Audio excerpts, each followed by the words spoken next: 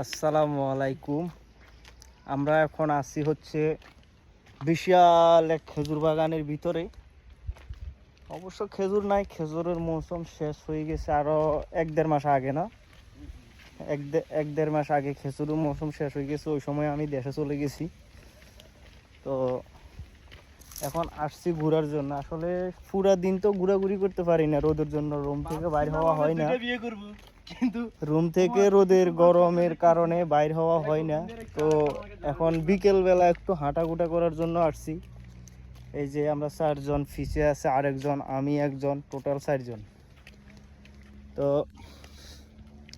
এখন বাগানের ভিতরে আইসে মোটামুটি একটু ভালো লাগতেছে, ঠান্ডা ঠান্ডা একটু ফিল পাইতেছি, বুঝছেন। ওই যে দেখেন এক এক গাছ কত বড় বড়, বিশাল বিশাল বড় গাছ।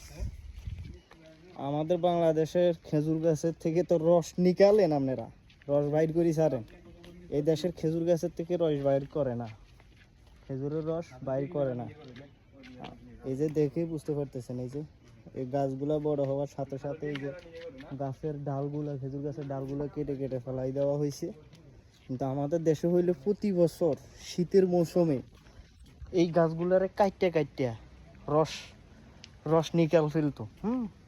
তো এই কারণে এই গাছগুলাতে মানে প্রচুর পরিমাণ খেজুর হয়। এগুলার গায়ে থেকে রস নেওয়া হয় না, এই গাছগুলা থেকে রস নেওয়া হয় না, যে কারণে খেজুরের মৌসুমে মানে ব্যাপক খেজুর হয়। এক একটা গাছে অনেক খেজুর হয়।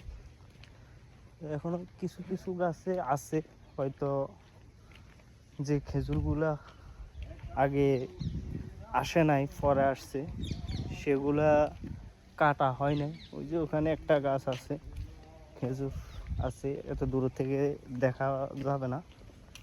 তো এই যে দেখতেছেন এরা খেজুর খাইতেছে। এখন আমিও একটা মাইরা দেবো এখান থেকে, মিষ্টি আছে। হ্যাঁ, এই যে খেজুর নিতেছি আর বিসমিল্লাহ কই গালে ভরে দিতেছি। বিসমিল্লাহ, মিষ্টি আছে, সেই স্বাদ।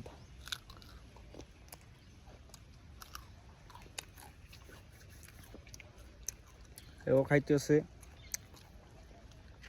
এও খাইতেছে, এও খাইতেছে। সোর সোর সোর, আমিও খাইতেছি। সোর বেগুন সোর, যদি ওমানি দেখে কাঁচার সাথে বাম দিয়ে ফিট দাম করে। এটা শেয়ার করে দিন, ঠিক আছে? সেরকম